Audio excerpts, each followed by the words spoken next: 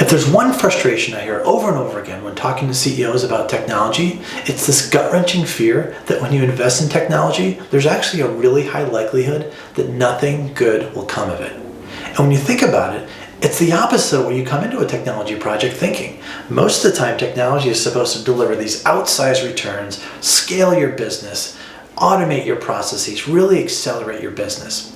There's actually a study at Caxy we talk about a lot from Gartner that says 75% of technology projects fail. So 3 out of 4 projects never should have even been started. And when you look at the list of things that they say contribute to why projects fail, it's all the usual suspects, things you might come up with on your own.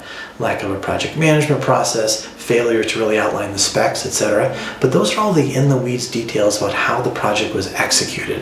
And for me, the problem that brings everything all together is it's really rare, surprisingly rare, that people come up with really specific business outcomes and objectives for technology projects. Sometimes they come and say, we want something to be better or faster, but it's really rare for someone to say, here's a really specific goal that we have. For example, you have an e-commerce site.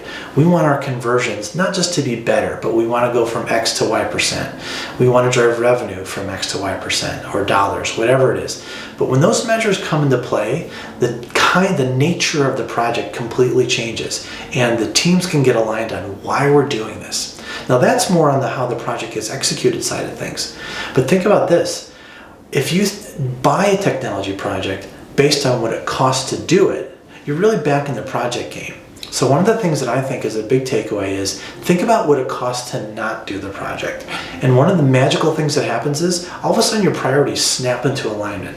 One of the things we find a lot when clients come to us is they have sort of those fuzzy goals like, we want the website to be better, we want to build an app that kind of maybe captures a new market, and it's a fuzzy idea. They just know they want the thing to hold in their hands, right? But if we somehow come around and say, well, what would it take? What would happen if you didn't build that up? Would the business fold?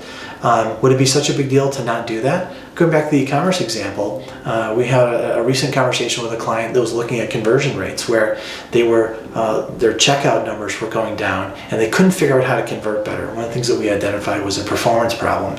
A stat we've talked about a lot is when Walmart loses 100 milliseconds of load time, they lose about $1 million. Now, not everyone's business is at the scale of Walmart, but when you think about that effect of performance on user experience and dollars at checkout, it's actually a big deal. So not fixing that problem is actually a huge revenue problem, right?